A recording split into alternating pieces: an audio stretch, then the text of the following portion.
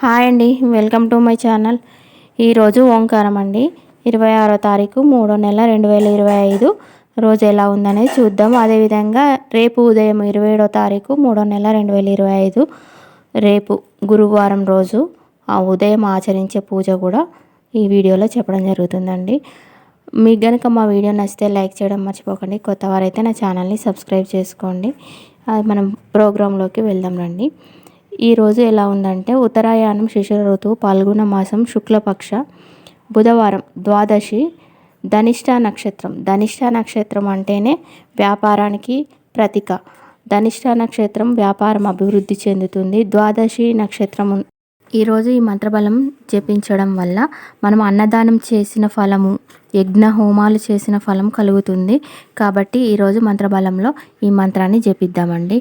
ఓం శ్రీ వాసుదేవాయ నమః, ఓం శ్రీ వాసుదేవాయ నమః, ఓం శ్రీ వాసుదేవాయ నమః అనే మంత్రాన్ని కుదిరితే 108 సార్లు అందరూ జపించుకోండి. ఇలా జపించడం వల్ల మనము అన్నదానం చేస్తే ఎంత ఫలితం కలుగుతుందో, యజ్ఞం చేస్తే ఎంత ఫలితం కలుగుతుందో అంత మనకి ఈరోజు ఫలితం అనేది ఉంటుంది. మనము చేసే చిన్న చిన్న పనుల వల్లే మనం ఉన్నత స్థాయిని అధిష్ఠించవచ్చు. అంటే మనము చిన్న చిన్న పనులు అంటే సహాయాలు, మన దాన ధర్మాలు చేసే ఇలాంటివి ఉంటాయి కదండి. ఇలాంటి వల్లనే మనము రానున్న రోజులలో మనము ఉన్నత స్థాయికి వెళ్ళొచ్చండి.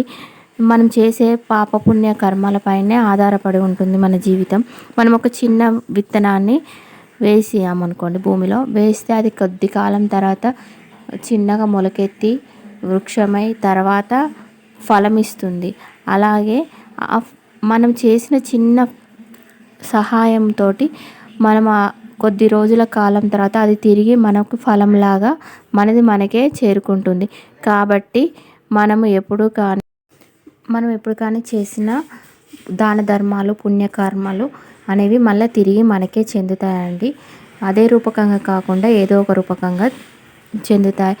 ఉదయాన్నే లేచి మనము సోమరిపోతుల్లాగా నిద్రించకుండా ఉదయాన్నే లేచి గుడిలో ఇంత శుభ్రం చేయడమో, గుడిలో ఏదైనా సహాయం చేయడమో, లేదంటే సమాజంలో ఇప్పుడు ఎన్నో జరుగుతున్నాయి కదా అండి. అంటే ప్లాస్టిక్ నిర్మూలన అలాంటివి అలా చేయడమో, మనకు చేతనైన సహాయాన్ని మనం చేయడం వల్ల అది తిరిగి మనకి మంచి ఫలితాన్ని ఇస్తుందని గురువుగారు మాటలలో తెలపడం జరిగిందండి. అదేవిధంగా ఒక చిన్న కథ అండి. ఈరోజు ఒక బ్రాహ్మణ కుటుంబము ఉండేది. ఆ బ్రాహ్మణుడికి 2 సత్సంతానము ఉండేవారు. ఆయన రోజు భిక్షాటన చేసి ఆ వచ్చిన డబ్బుల్ని తీసుకొచ్చి ఇంట్లో వంటని వండుకునేవారు. వండిన తర్వాత ఆ వండిన వంటని ఎవరైనా అతిథులకు పిలిచి వాళ్ళని వచ్చేదాకా వెయిట్ చేసి వాళ్ళకి వచ్చినాక వాళ్ళని పిలిచి వాళ్ళకి వంటని వడ్డించేవారు. వాళ్ళకి వడ్డించంగా మిగిలింది మాత్రమే వీళ్ళు తినేవారు. ఇలా ప్రతిరోజు ఇలాగే చేస్తూ ఉండేవారు. ఒకరోజు ఒక వ్యక్తి వాళ్ళ దగ్గరికి వచ్చి, ఏంటి ఎందుకు ఇలా చేస్తున్నావు దాన ధర్మాలు, నువ్వే భిక్షాటన చేసి మళ్ళీ అతిథులను పిలిచి వాళ్ళకి ఆహారాన్ని అందిస్తున్నావు, నువ్వు కొంచెమైనా డబ్బు అనేది దాచుకోవా, ఇలా చేస్తూ పోతుంటే నీకేం మిగులుతుంది అని తనని ఒకరు ప్రశ్నించినప్పుడు అప్పుడు ఆ బ్రాహ్మణుడు, నేను సేవ చేస్తున్నాను, నాకు భగవంతుడే మళ్ళీ తిరిగి ఇస్తాడు ఏదో ఒక రూపకంగా. నేను భగవంతుడు నాకు ఇచ్చింది నేను భిక్షాటనలో నేను అడిగి తీసుకుంటున్నాను. మళ్ళీ నేను తిరిగి ఒకరికి నైవేద్య రూపంలో అంటే ఆహారాన్ని వండి ఒక అతిథికి నైవేద్య రూపంలో వాళ్ళకి అందిస్తున్నాను. తిరిగి నేను భగవంతుడిచ్చింది నేను భగవంతుడికి ఇలా చెందేలాగానే ఇస్తున్నాను. కాబట్టి నాకు ఎలాంటి ప్రతిఫలాన్ని నేను ఆశించట్లేదు అని ఆ బ్రాహ్మణుడు ఆ వ్యక్తితో చెప్తాడు. కొద్ది కాలం ఇలానే గడిచిపోయింది. తర్వాత ఆ పిల్లలు 2 అమ్మాయిలు యుక్త వయసుకు వచ్చారు. యుక్త వయసుకు వచ్చినాక వాళ్ళు ఒకరోజు దారెంబడి అలా నడుస్తూ ఏదో పని మీద వెళ్తూ ఉండగా అటు నుండి వెళ్ళే ఆ రాజ్యము రాజు ఆ అమ్మాయిలను చూస్తాడు. చూసి, అరే ఈ అమ్మాయిలు చాలా సుందరంగా ఉన్నారు, అందమైన అమ్మాయిలు లాగున్నారు, వీళ్ళు ఏంటి, వీళ్ళ దగ్గర ఏదో శక్తి ఉంది, వీళ్ళ దగ్గర ఏదో ప్రతిభ ఉంది, వీళ్ళ మొహంలో కళ అనేది ఉట్టిపడుతుంది అని వీళ్ళ దగ్గరికి వెళ్ళి మాట్లాడాలి అని తన వాళ్ళు నడుస్తూ వెళ్తుంటే వాళ్ళ దగ్గరికి రాజు వెళ్ళి, మీరు ఏంటమ్మా ఎవరు అని అడిగారు. అడిగినాక వాళ్ళు ఇలా బ్రాహ్మణుడి కుమార్తెలము అని వాళ్ళు తెలియజేశారు. తెలియజేసినాక తదుపరి అంతా విన్నాక వాళ్ళు అప్పుడు రాజు అన్నాడు కదా వాళ్ళతోటి, మీరు యుక్త వయసుకి వచ్చారు కదా, మీరు వివాహము చేసుకుంటారా? మా రాజ్యంలో మా దగ్గర మా ఆస్థానంలో పనిచేసే ఇద్దరు బ్రాహ్మణ యుక్త వయసు వాళ్ళు ఉన్నారు. వాళ్ళు చాలా విద్యను అభ్యసించారు, చాలా పాండిత్యం తెలుసు, వాళ్ళు అన్నిట్లోనూ రాణించారు. వాళ్ళని మీరు వివాహం చేసుకుంటారా అని వాళ్ళని అడుగుతారు. అడిగినాక వాళ్ళు సరే అని దానికి అంగీకరిస్తారు. కొద్ది కాలం తర్వాత వాళ్ళకు వివాహం అనేది జరిగిపోతుంది. జరిగిన తర్వాత వాళ్ళు మంచిగా సంతోషంతో జీవితాన్ని సాగిస్తూ ఉన్నారు. ఇలా వాళ్ళు నాన్న చేసిన ప్రతిఫలం అంటే వాళ్ళ నాన్న భిక్షాటన చేసి ఇలా అందరికీ ఆతిథ్యంగా అందించడం వల్ల, తను చేసిన పాపపుణ్య కర్మల వల్లే తన కుమార్తెలకు మంచి జీవితాన్ని ప్రసాదించాడు ఆ భగవంతుడని అర్థం అండి. ఇక్కడ మనం చేసే పాపపుణ్య కర్మలపైనే మన పిల్లల జీవితాలు, వాళ్ళ భవిష్యత్తు అనేది ఆధారపడి ఉంటుంది. కాబట్టి మనం చేసే పనులను మనం దృష్టిలో ఉంచుకొని చేయాలని గురుగారు తెలియజేశారండి. అదేవిధంగా ఇప్పుడు బుధవారము ఈరోజు కాబట్టి బుధవారం రోజు గ్రహాలన్నీ తాండవం ఆడుతున్నాయంట అండి. అన్ని గ్రహాలు ఒకే చోట ఉండడం వల్ల మీనరాశి వారికి ఆల్రెడీ గ్రహాలన్నీ ఒకే దగ్గర గ్రహ కూటమిలాగా ఉన్నాయి. కాబట్టి వాళ్ళకి చాలా ప్రభావం అనేది చూపిస్తుంది.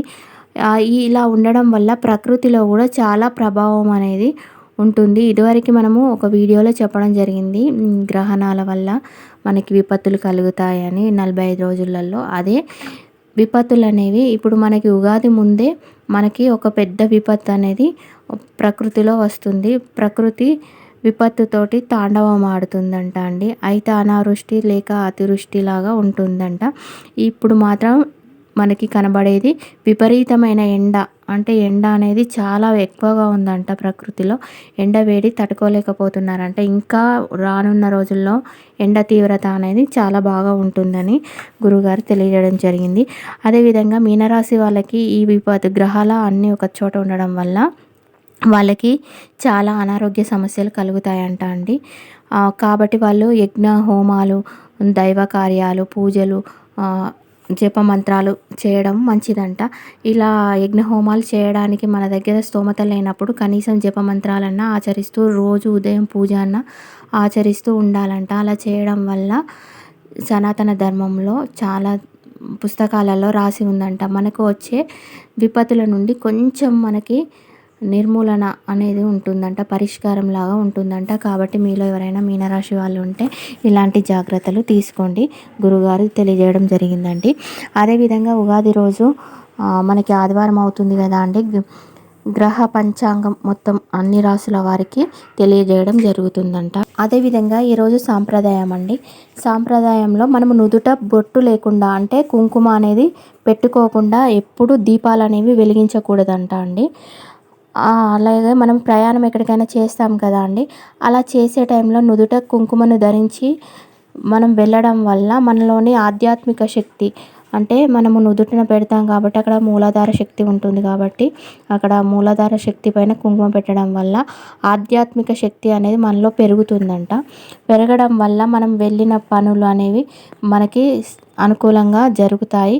అదేవిధంగా మనకి ఎదుట వాళ్ళు ఆకర్షించబడతారంట.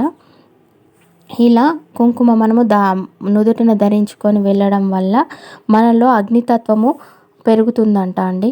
అంటే మనకి అది కుంకుమ అనేది ఎరుపు రంగు కాబట్టి, అగ్ని కూడా ఎరుపు రంగు కాబట్టి ఆ కుంకుమ అనేది అగ్నిలాగా కనపడుతుందంట ఎదుటవారు. అంటే ఎలాంటి ఏమైనా చెడు దృష్టితోటి చూసేవారు, చెడు ఆలోచనలతోటి మనం చూసారనుకోండి, అది తిరిగి వాళ్ళకే కొడుతుందంట అండి. కాబట్టి మనము నుదుటిన కుంకుమ ధరించుకొని వెళ్ళాలంట. అదేవిధంగా మగవారి ఇంట్లో ఉంటారు కదండి, కుంకుమలో అక్షంతలు కలిపి, అంటే ఎరుపు రంగు అక్షంతల్లాగా మారిపోతాయి కదా, అప్పుడు వాళ్ళు నుదుటిన అక్షంతలతోటే నుదుటిన ధరించుకొని వెళ్ళాలంట. అలా వెళ్ళడం వల్ల ఎదుటివారు మన మాట అనేది వింటారంట. మనకి ఆకర్షితులు అవుతారంట. కాబట్టి మనము ఏదైనా ముఖ్యమైన పని మీద వెళ్ళినప్పుడు ఇలా వెళ్ళండి. ఇలా వెళ్ళడం వల్ల మనము ఏదైనా టెంపుల్‌కి వెళ్ళామనుకోండి అమ్మవారి దర్శనానికి, ఆ అమ్మవారి ఆశీస్సులు అనేవి మన మీద ఖచ్చితంగా ఉంటుందంట. అమ్మవారి చూపు అనేది మనపైన ఆకర్షితం జరిగి మనం అనుకున్న కోరిక నెరవేరుతుందంట. ఇలా చేయండి.